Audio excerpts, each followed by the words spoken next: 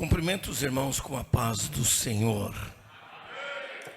Eu quero aproveitar o ensejo que vocês estão em pé para dizer aos irmãos da honra do convite em poder estar com os irmãos nesta convenção.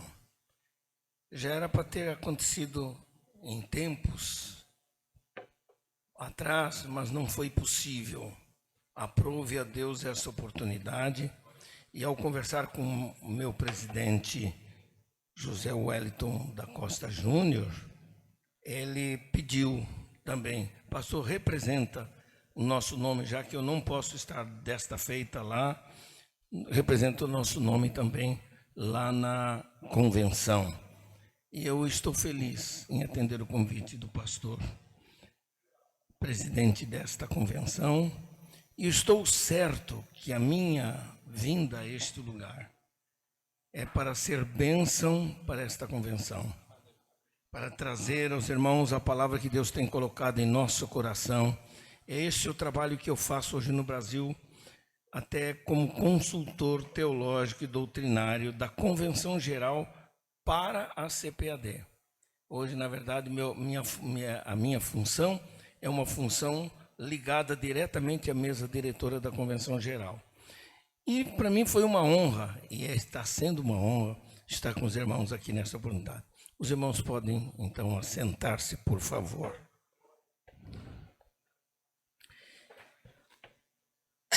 Eu, normalmente, certamente, eu não vou falar, não vou pregar, eu vou conversar com os irmãos didaticamente.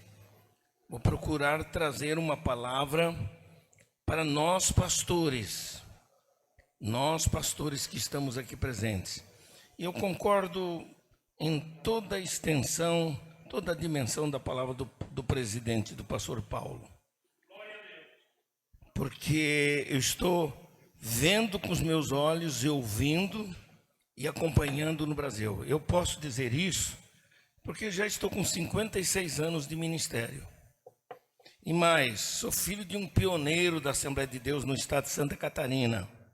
Sou filho de um pioneiro.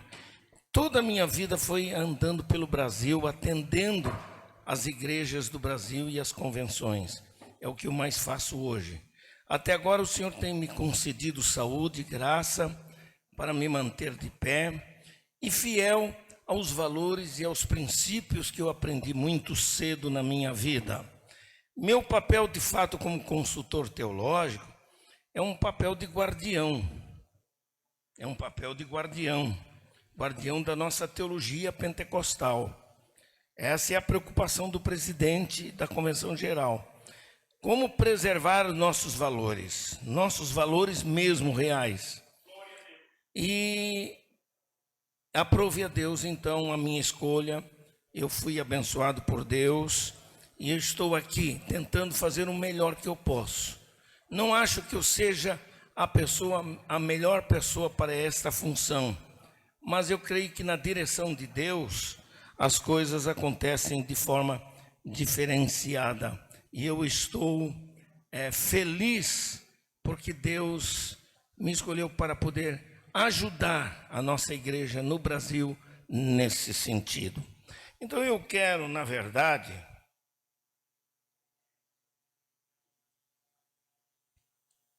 nesta manhã, trazer uma palavra, começar com uma palavra de fato. Eu daria o tema do que eu vou falar aqui a vocês, o que eu chamo de conservando o modelo das sãs palavras. Conservando o modelo das sãs palavras. Palavras bem bíblicas. E para tanto nós precisamos ler alguns textos sagrados. Ler alguns versículos para servir de base para os irmãos anotarem em seus papéis de anotação. Vamos começar de fato com 2 Timóteo capítulo 2 Timóteo capítulo 1.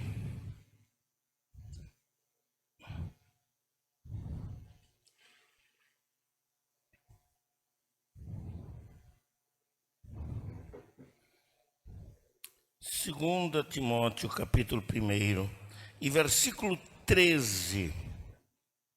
Vou começar por aqui.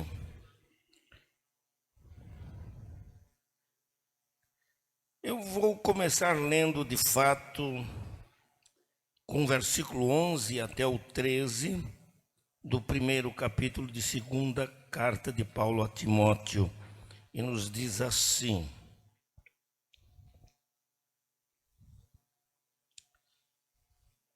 para este evangelho eu fui designado pregador, apóstolo e mestre. Por isso estou sofrendo estas coisas. Mas não me envergonho, porque sei em quem tenho crido, e estou certo de que ele é poderoso para guardar aquilo que me foi confiado até aquele dia. Mantenha o padrão das sãs palavras. Nas versões, na sua corrigida, diz o modelo das sãs palavras, é a mesma coisa. Mantenha o padrão das sãs palavras que de mim ou você ouviu com fé e com amor que há em Cristo Jesus. Porque por meio do Espírito Santo que habita em nós, guarde o bom tesouro que lhe foi confiado. Leiamos agora 1 Timóteo, primeiro capítulo de 1 Timóteo, versículo 10. E diz assim a palavra, 1 e 10 de 1 Timóteo diz assim: para os que praticam a imoralidade, para os que se entregam a práticas homossexuais, para os sequestradores, para os mentirosos, para os que fazem juramento falso e para tudo que se opõe à sã doutrina. Na verdade, eu quero apenas dar destaque às duas últimas palavras: sã doutrina, a sã doutrina. Ainda em 1 Timóteo 4,16, 1 Timóteo 4,16, Paulo diz assim a Timóteo: cuide bem de você mesmo e da doutrina. Continue nestes deveres, porque fazendo assim você salvará tanto a si mesmo como aos que te ouvem. Leiamos ainda, por favor, essa seleção de alguns textos em 2 Pedro, capítulo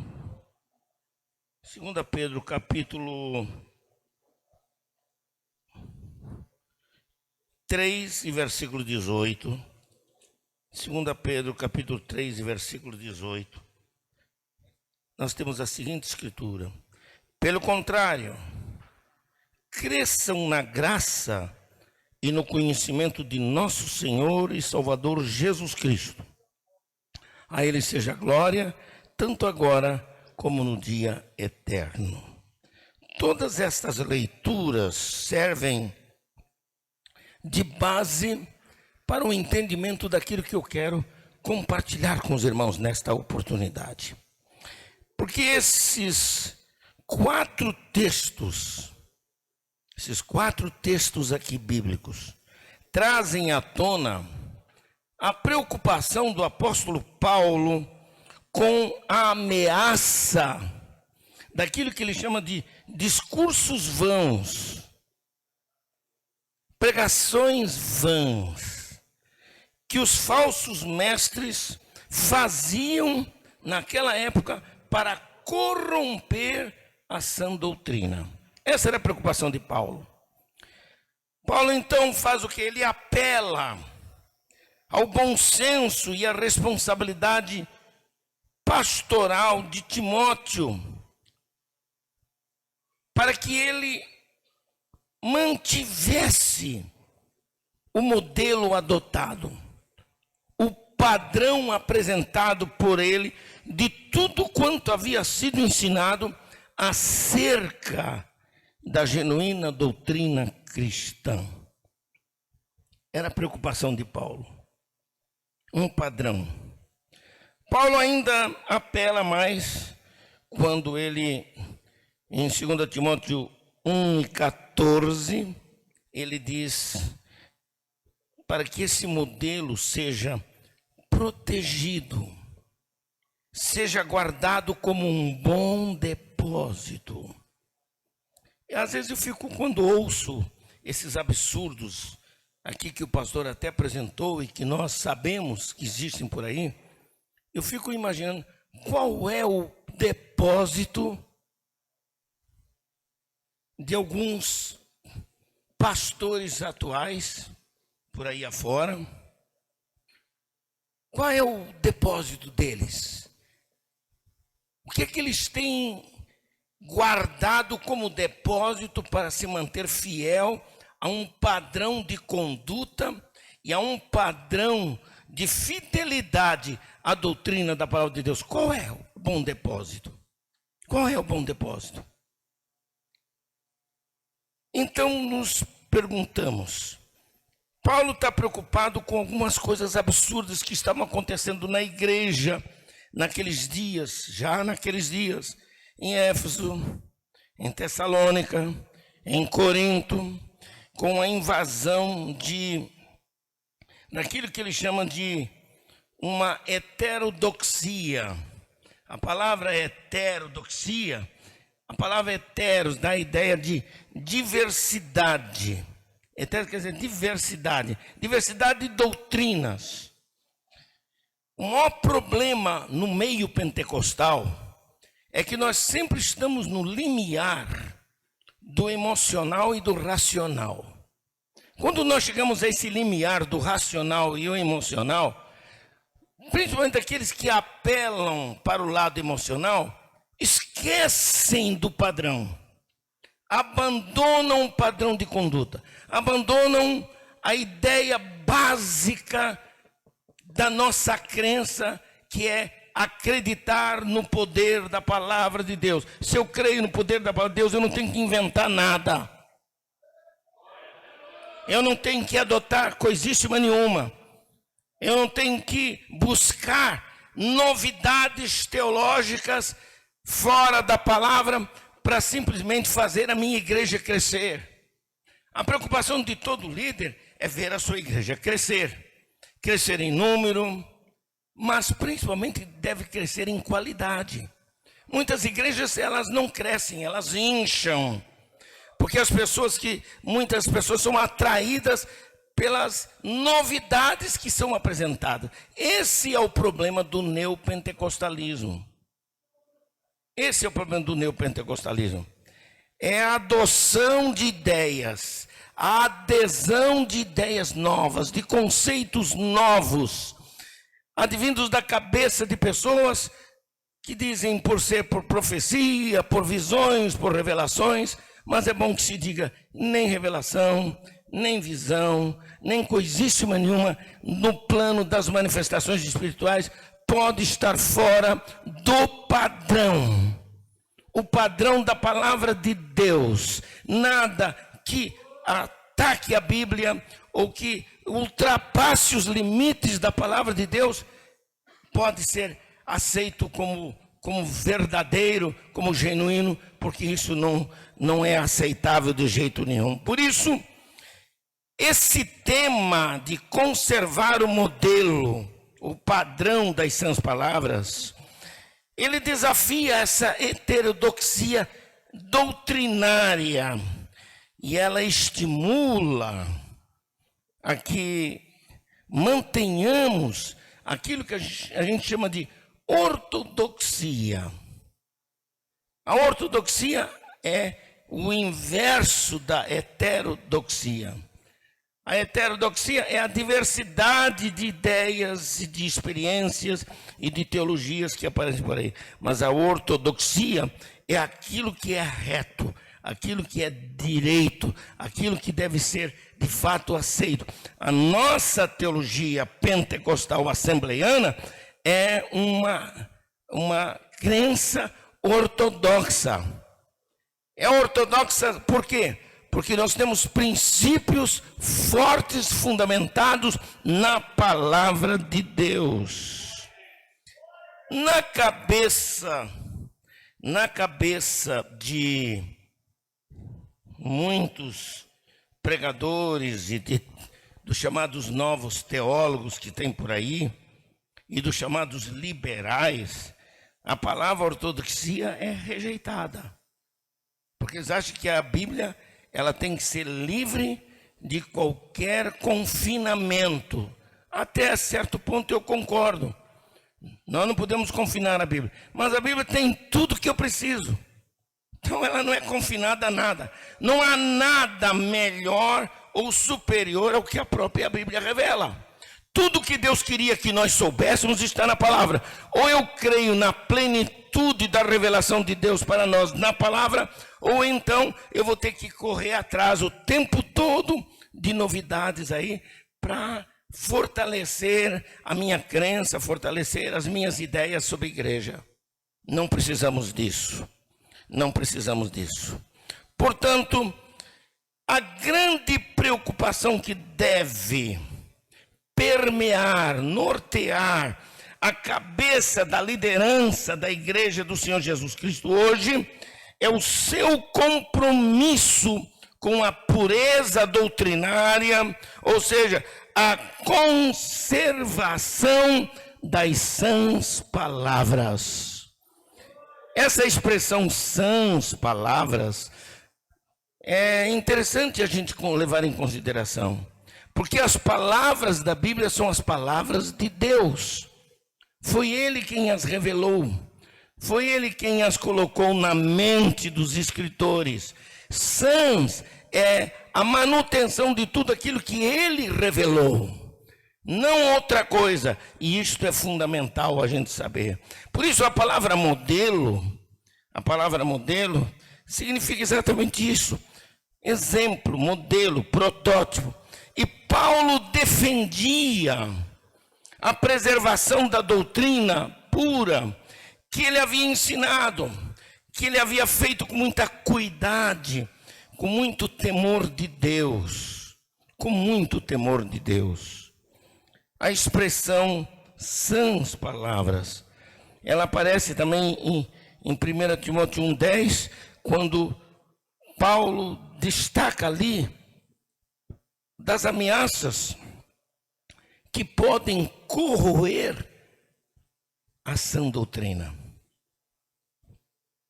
Muita gente tem medo dessa expressão, porque a ideia equivocada que as pessoas têm acerca de doutrina é que doutrina se refere apenas a coisas exteriores, a coisas temporais do comportamento social.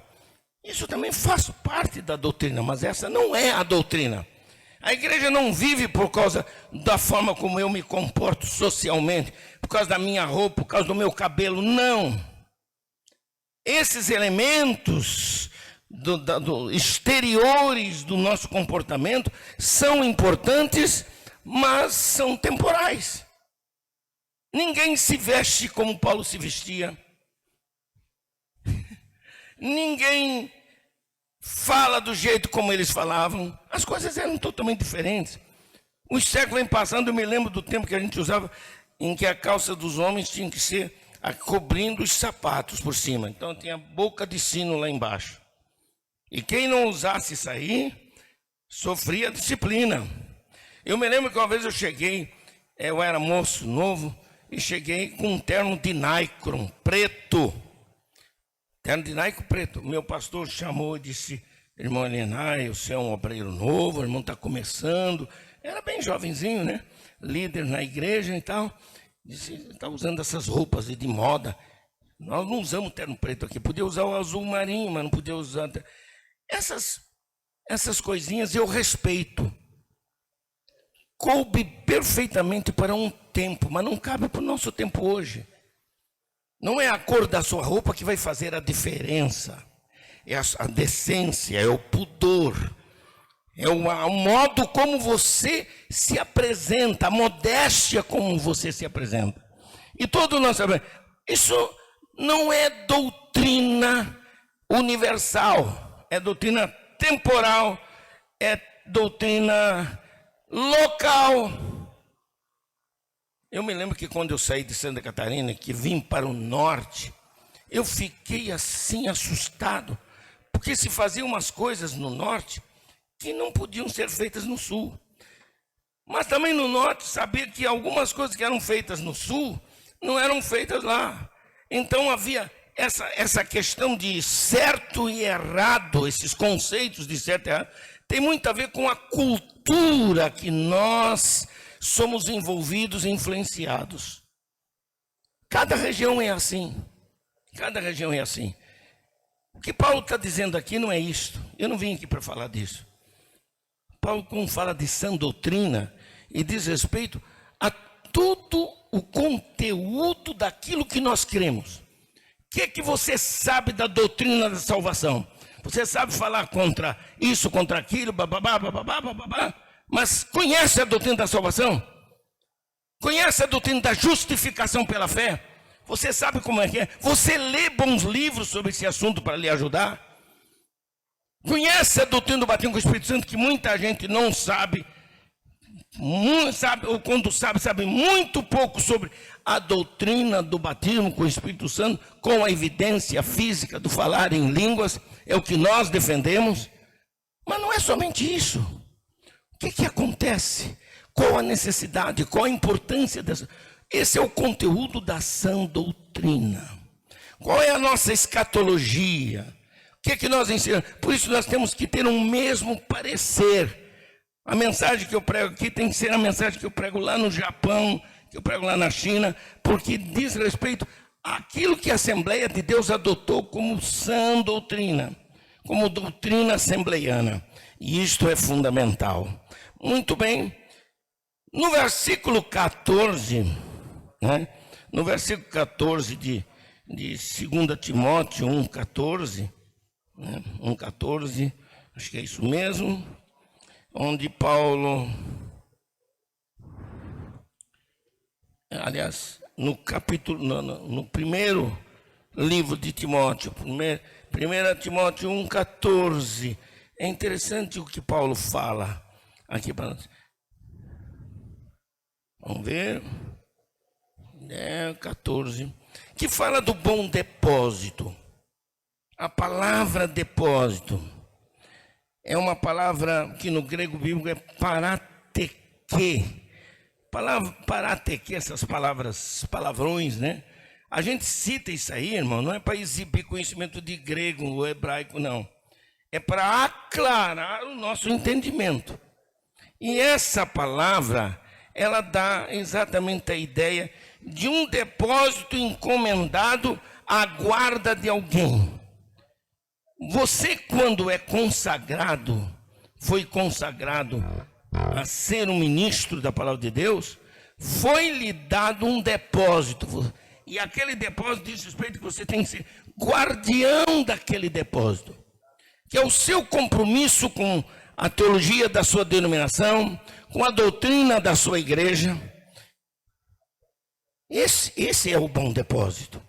Isto é o bom depósito. Um depósito encomendado. O que o Espírito faz quando chama alguém? Ele entrega a cada um de nós o bom depósito. Aleluia. Ele entrega o bom depósito. E como é que você faz uso desse bom depósito sob a sua guarda? Que diz respeito não apenas à vocação, mas todo o conteúdo da sua fé. Todo o conteúdo daquilo que você crê. Você faz bom uso disso no dia a dia, na vida da igreja, ensinando aos membros da igreja. Quanta perda de tempo, pastor, quanta perda de tempo acontece nos púlpitos das nossas igrejas, nos chamados cultos de doutrina, onde se ensina tudo, menos doutrina bíblica. Os crentes muitos dos nossos crentes estão 20, 30 anos, continuam meninos na fé, inconstantes. Por quê? Porque doutrina propriamente dita não é ensinada. Doutrina bíblica não é ensinada. Faça da sua igreja, quer ter sucesso ministerial? A receita é simples. Faça da sua igreja a igreja voltada para a palavra, Pregue a palavra, não pregue outra coisa. Creia no poder da palavra de Deus. Naturalmente, para você pregar a palavra, você tem que estudar, você tem que se preparar, você tem que orar, você tem que preparar seus esboços. Os que são contra esboços, porque são preguiçosos. Porque todo pregador comprometido com esse bom depósito, ele, para buscar um depósito, ele anota, para ajudar a sua memória na hora da apresentação. Faça disso. Deus me deu a oportunidade de assumir uma igreja alguns anos passados, em Brasília, na cidade de Sobradinho. E quando cheguei naquela igreja, com todo respeito aos pastores que passaram por ali, era uma igreja que vivia assim, voltada para coisinhas, para besteirinhas. Sempre tinha gente lá me procurando para contar da vida do outro, falar disso, falar daquilo, obreiro, isso, aquela coisa toda. Eu disse, vou acabar com esse negócio aqui. E eu disse, minha prioridade pastoral e ministerial é a palavra. Vocês querem conhecer a Deus melhor? Então venham para os cultos. E Deus me abençoou que todos os cultos que nós tínhamos na igreja, na terça-feira, que era o culto de doutrina, na verdade, era um culto que eu recebia gente que vinha lá do plano piloto para assistir os nossos cultos, porque sabia que tinha palavra, só isso, pastor. Não é porque eu fosse tão bom assim, porque sabia que eu levava a sério. Eu não arrumava desculpas esfarrapadas para falar na terça-feira. Domingo à noite é a mesma coisa. Eu levo. Porque, irmãos, saiba de uma coisa que eu vou lhes dizer. A igreja que o irmão pastoreia espera a sua palavra. É a sua palavra, não é a minha. Eu posso visitar a igreja do meu querido pastor, mas vou lá, cumpro o meu papel, vou embora. Mas ele continua lá. A palavra dele é que vai valer muito mais perante a igreja. Então é fundamental. Eu tenho igreja por aí que o pastor não prega nunca. Ele diz que quer ajudar os obreiros, então dá oportunidade para isso, para aquele e tal. E tudo bem, eu também fazia isso. Mas eu escalava. Eu dizia, obreiro, se prepare que na terça-feira próxima quem vai falar é você. E o senhor vai estar no culto? Vou estar lá. Mas não vou estar lá como juiz, não. Não vou estar lá para julgar. Mas claro que você vai ter que falar bonitinho. Vai ter que mostrar para mim, que sou o pastor da igreja, que você tem responsabilidade com a palavra e com a igreja. Então, a Amanda pagava o preço. Suava frio, mas pagava o preço. O que acontece? A igreja cresce em qualidade e na audição. Ela não se dispõe a ouvir mais gente que não tenha nada para dizer. Então, nós não podemos ocupar o tempo de um culto sempre com 1000 coisas diferentes. Há espaço para todas as coisas numa liturgia nossa. Para o louvor, para a adoração. Mas a palavra tem que ter o primeiro lugar. Tem que ter o primeiro lugar. Isto é fundamental. E Paulo confiava a Timóteo o bom depósito. Que coisa, né? Quando os nossos líderes podem confiar a nós o bom depósito do conhecimento da palavra de Deus. Porque ele confiava no caráter e na fidelidade de Timóteo. Confiava na fidelidade, na lealdade dele para guardar algo de valor espiritual. O depósito que Deus havia confiado em particular a Timóteo era, na verdade, a supervisão e a edificação da igreja de Cristo, especialmente em Éfeso. Aos pastores de hoje, também lhes foi confiado esse depósito, cuidar da igreja de Cristo. Amém, irmãos? E essa guarda implica alguns cuidados. Essa guarda implica em alguns cuidados. Em primeiro lugar, Timóteo teria que preservar a originalidade das palavras que ele havia recebido. Daí é que na reforma protestante, se criou os 5 solas. Sola de somente, palavra latina. E o primeiro sola, é só a Escritura. Só a Escritura. Só a Escritura. Isso significa que se você tem no seu depósito usar a palavra, tão somente a palavra, isso é fundamental. Não quer dizer que você está impedido de ter bons livros de teologia, de bons livros. Quem for na minha casa, ou no meu escritório lá em Curitiba hoje, onde eu estou, vai saber que eu tenho que fazer o meu escritório fora da minha casa, porque eu não tinha onde pôr os meus livros. Eu sou um homem que eu vivo no meio dos livros. E quanto mais leio, quanto mais estudo, mais descubro que não sei. E porque não sei, eu procuro saber mais. E para saber mais, eu tenho que ler, eu tenho que estudar, eu tenho que buscar do Senhor. Faço isso estudando, não pensando apenas intelectualmente, mas pensando espiritualmente. Porque nós, pastores pentecostais, sabemos que o grande segredo do sucesso na palavra de Deus e na ministração da palavra de Deus está na vida de oração, na sua comunhão com Deus. É ali que Ele ilumina o seu entendimento.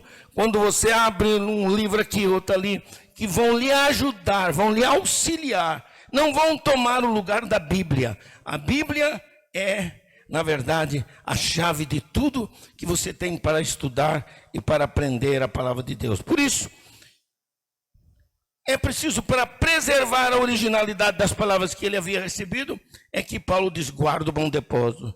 Outra coisa, Paulo estava preocupado com a invasão de conceitos do gnosticismo naquele tempo, que era uma filosofia grega, diabólica, que desfazia principalmente a crença nas duas naturezas de Cristo e que tinha conceitos errados sobre o Espírito Santo. Essas ideias já estavam entrando no seio da igreja. E Paulo queria que, se ele soubesse preservar a sã doutrina, ele teria condições de barrar a contaminação das falsas ideias e das falsas doutrinas. Ele teria condições dessa forma. A verdade cristã deveria permanecer inalterável. E isto é que importa para nós. Muito bem. Esse é o ponto de partida da preocupação de Paulo. Essa epístola aqui, na verdade, de Timóteo, ela faz parte das 3 cartas que são conhecidas como cartas pastorais do apóstolo Paulo, principalmente por causa do conteúdo e do endereçamento dessas cartas, feitas a Paulo e a Tito e outros pastores da época. E esse termo pastoral, ela tem uma dupla abrangência, porque ela se refere, em primeiro lugar, aos pastores Timóteo e Tito.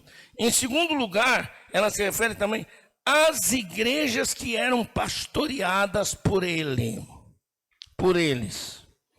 Essas cartas, chamadas de epístolas, elas foram escritas com o objetivo de orientar doutrinariamente as igrejas pastoreadas por esses 2 pastores, que enfrentavam já naquela época problemas de influências filosóficas no conteúdo doutrinário da igreja. Irmãos, prestem bem atenção.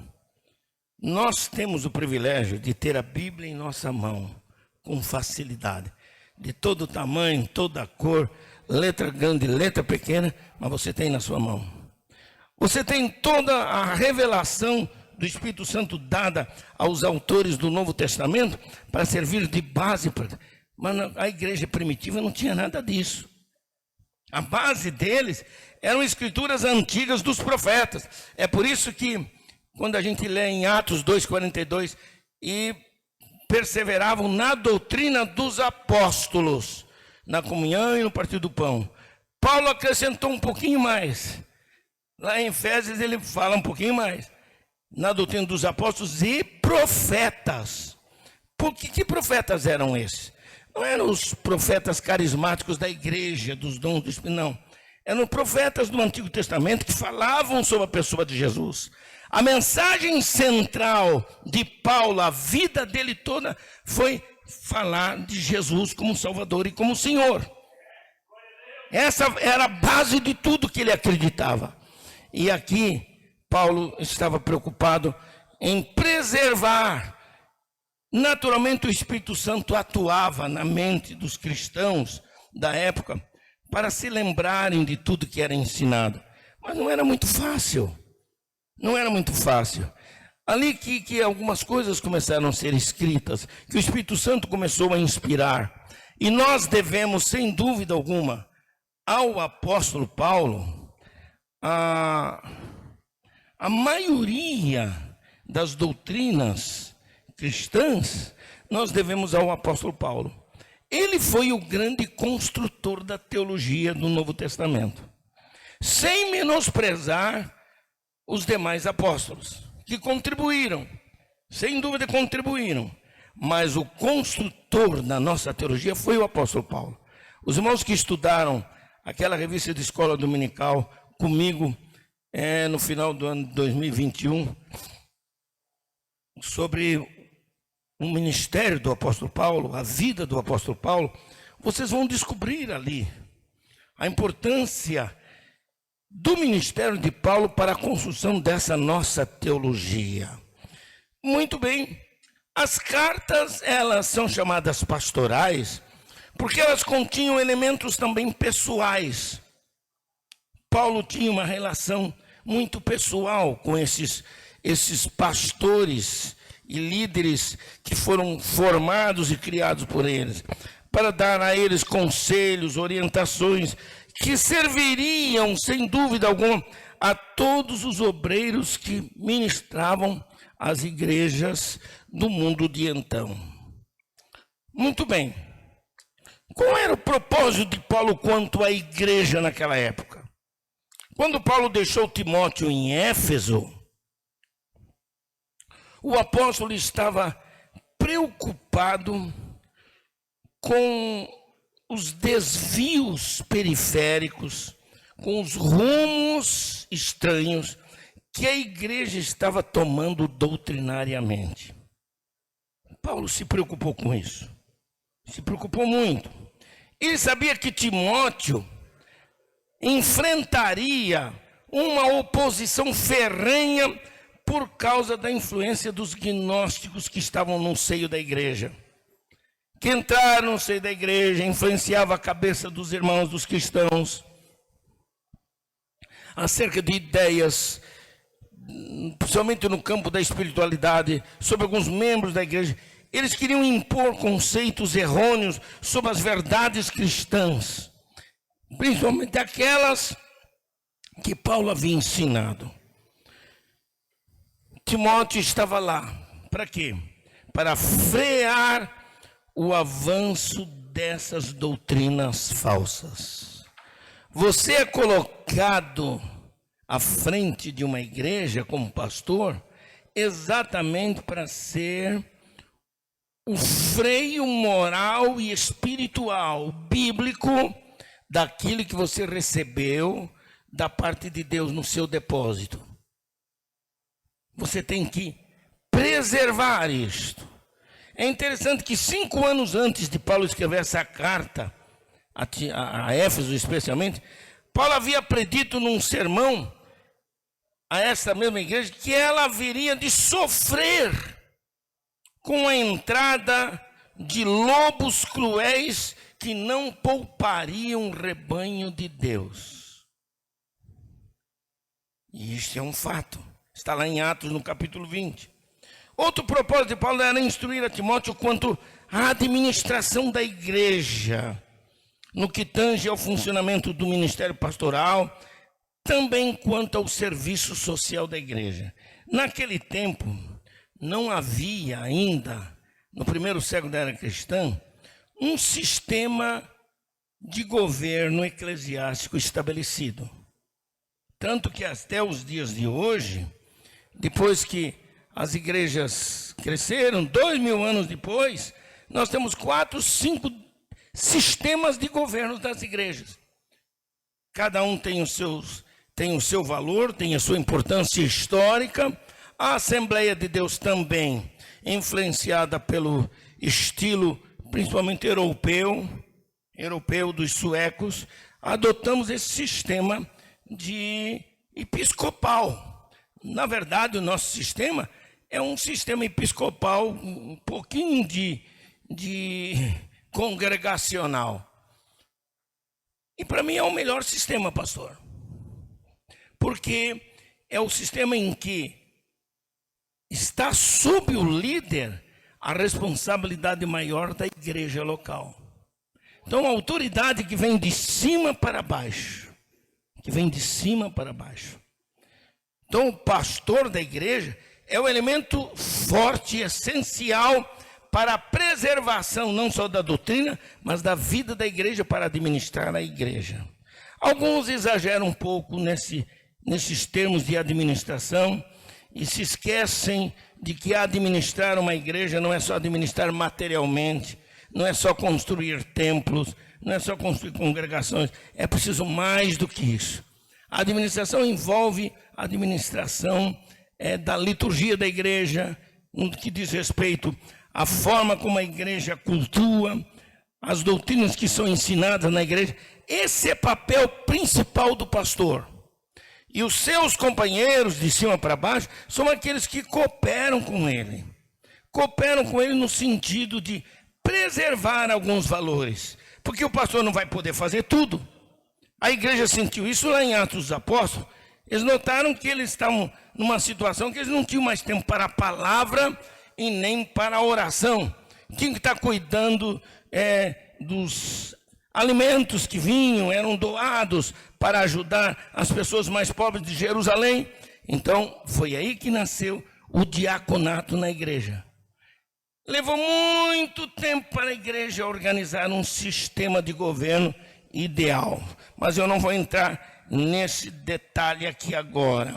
Na primeira carta a Timóteo, o tema básico era a organização da igreja. Na segunda carta, Paulo insiste na pureza da doutrina na igreja. Eu já disse aqui de início que haviam problemas de ordem doutrinária já naqueles dias, da mesma forma como nós enfrentamos hoje.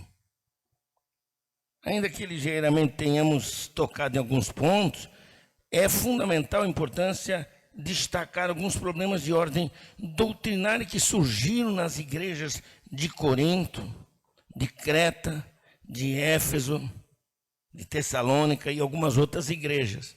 Paulo enfrentou. Acho que Paulo morreu triste no seu coração por nunca ter conquistado 100% a confiança da igreja de Corinto. Foi uma igreja que ele lutou muito.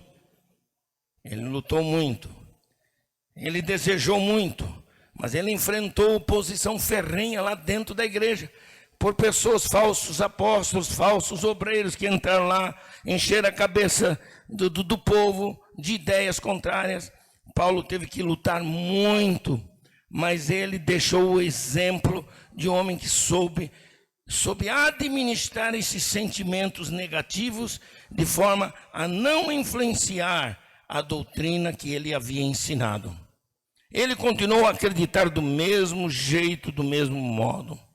Surgiram no seio daquelas igrejas, especialmente em Éfeso, judeus que se diziam convertidos a Cristo, mas que traziam em sua bagagem de pensamentos, traziam o legalismo judaico, aliado ao pensamento do gnosticismo. Eles faziam uma salada tremenda dessas ideias filosóficas e religiosas do judaísmo, e com essa invasão de ideias assim, não foi fácil preservar os ensinos que Paulo passou para os seus líderes, para as suas igrejas no início. E nós temos que ter muito cuidado com isso, irmãos, muito cuidado com isso. Eu quero, inicialmente, Eu sei que essas minhas palavras iniciais, elas são um pouco cansativas, até quase que chatas, mas indispensáveis para a gente saber e conhecer. Os gnósticos que estavam no seio da igreja era aquele tipo de crente que se achavam mais sábios do que todos os demais. Os gnosticistas, eles tinham a ideia de conhecimento superior pela própria origem da palavra gnosis, que é com conhecimento superior, que separava o material do espiritual. E com isto, a fé simples e prática do evangelho estava sendo abandonadas. Dessa forma entrou o espírito mundano no seio da igreja. Porque ao separar o material do espiritual, diziam eles, o corpo, para que serve o corpo? O corpo não serve para nada.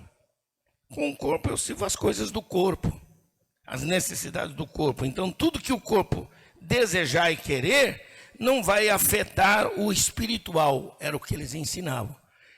Então eles podiam estar durante o dia praticando atos indecorosos, adultérios, fornicações e tantas outras coisas mais, comer demais, beber demais. Mas quando eles estavam na igreja, então eles desvencilhavam as coisas que haviam feito com o corpo, porque o corpo é para destruir mesmo, diziam eles.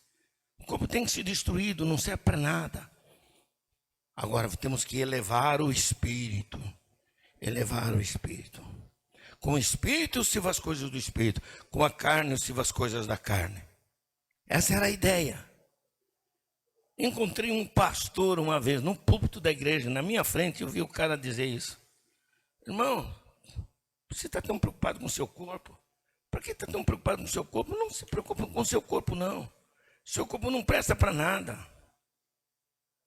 Quando morre, esse corpo desaparece. Para que se preocupar com o corpo? Você tem que se preocupar com o espírito.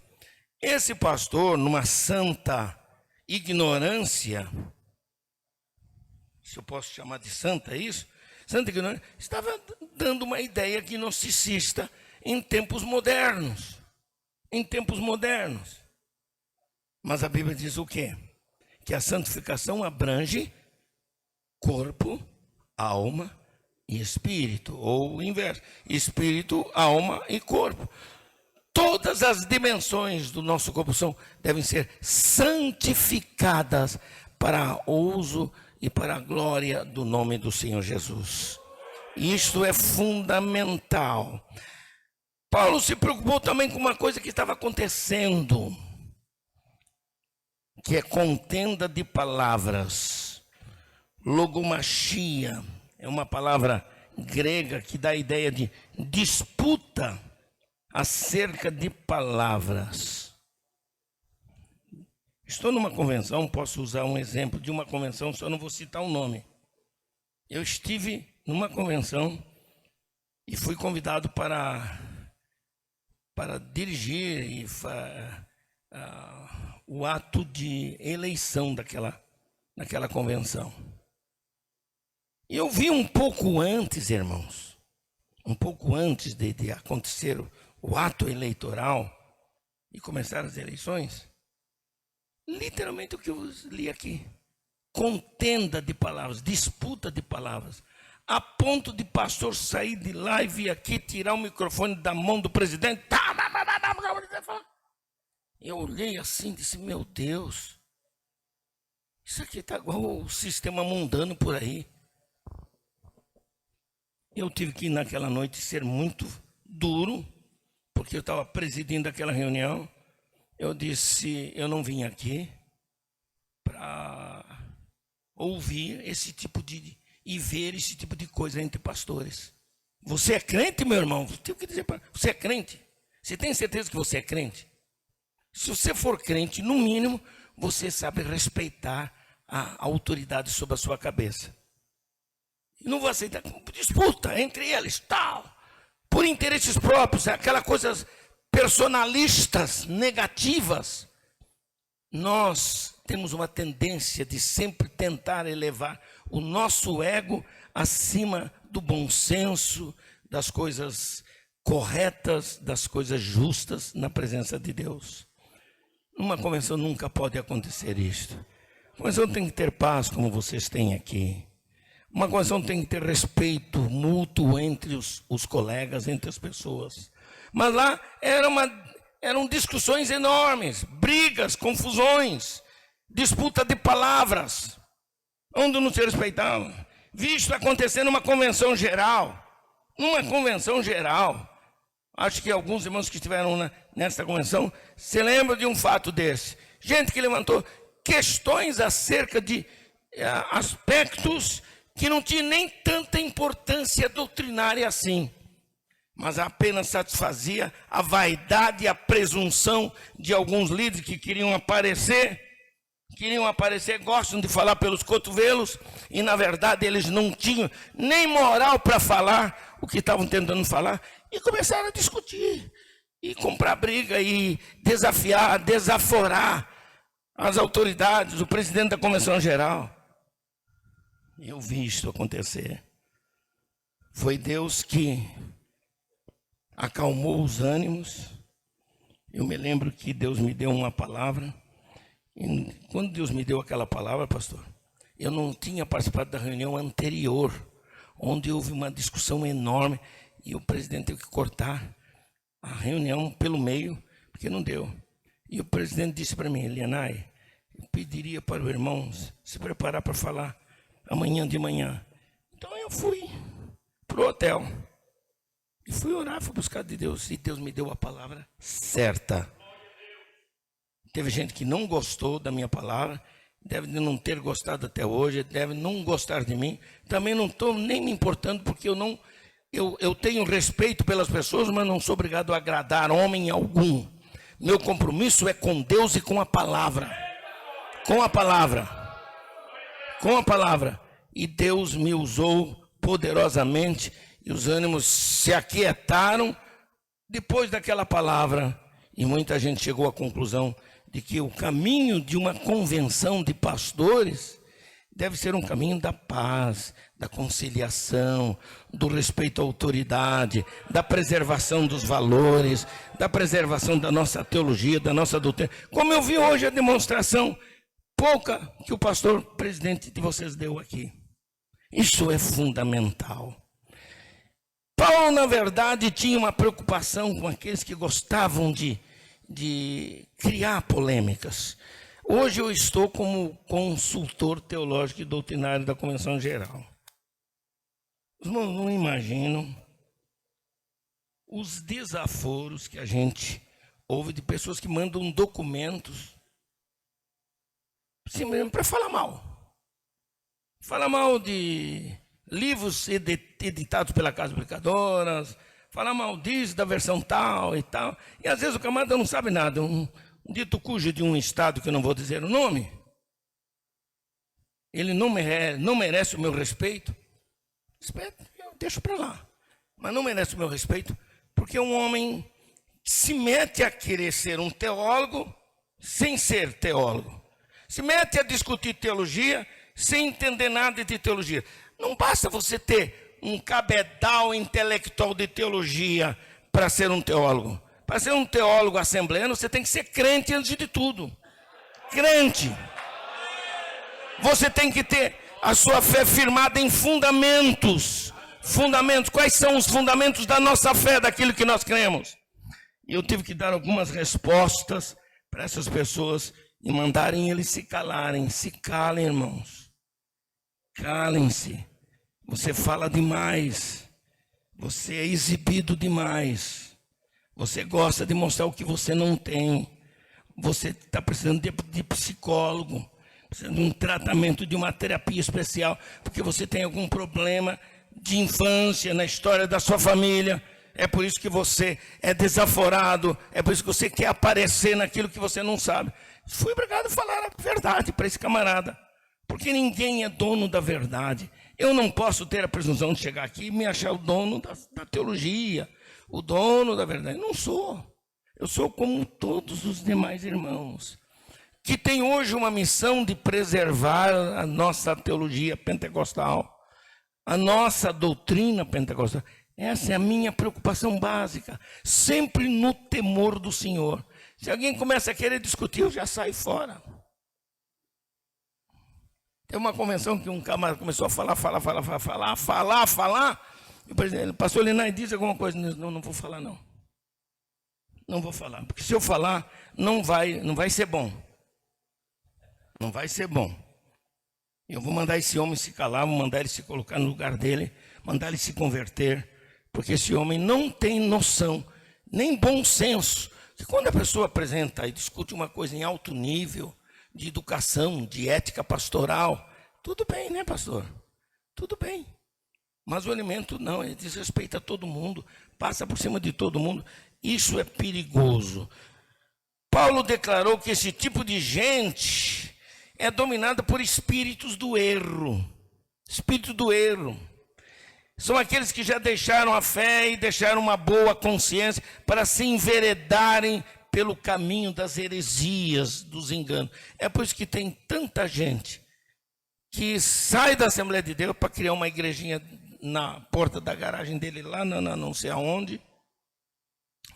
É porque tem um monte de igrejolas.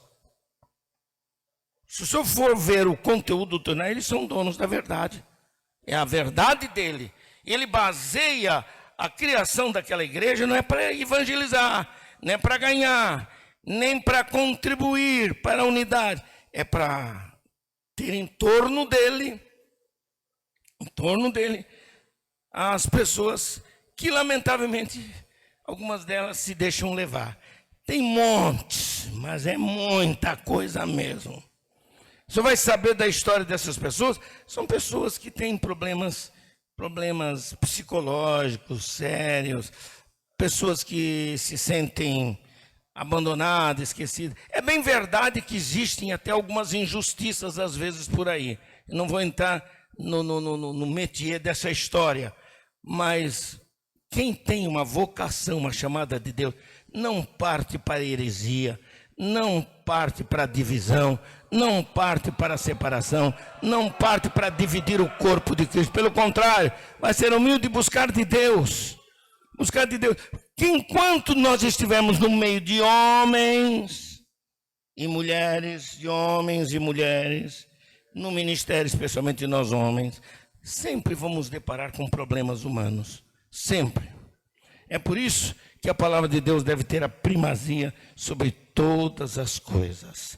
Amém? Paulo disse que esse tipo de gente é gente que está inchada de orgulho. Está lá em 1 Timóteo 6:4. Inchada de orgulho. Elas se acham. Me deparei recentemente com alguém que criou um problema enorme até para a convenção geral. E pastor Linai, eu não posso aceitar isso, não aceito aquilo, não sei o quê, e fala um monte de coisa.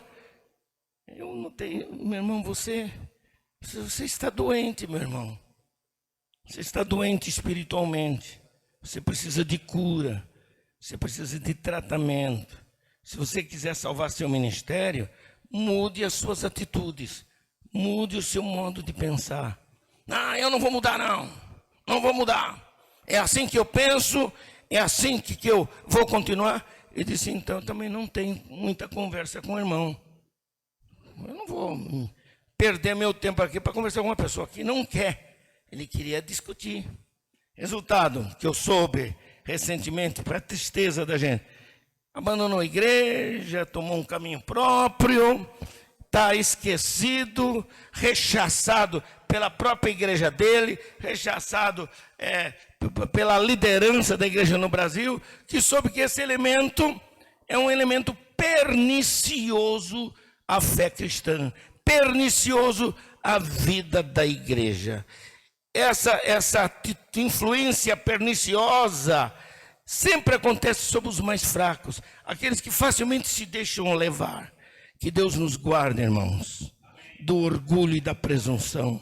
Que o Senhor nos guarde de tomarmos atitudes que só venham trazer prejuízo à obra de Deus. Pastor, quando chegar a hora de parar, o senhor pode me dar o sinalzinho. Me diga aí, por favor, que eu paro na hora. Tá ok. Tá bom, irmãos? Eu estou trazendo, só começando, viu, irmão? Eu aprendi uma coisa em homilética, a gente sempre começa pelo negativo, né? Para terminar no positivo. Eu comecei pelo negativo desse estudo, dessa palavra com os irmãos, mas eu tenho certeza de que nós vamos aprender algumas coisas que Deus está reservando para nós. Amém, irmãos? Eu agradeço a oportunidade. Vou dar uma parada agora, porque o pastor tem assuntos convencionais para ser tratados, e eu louvo a Deus por esta oportunidade, em nome de Jesus.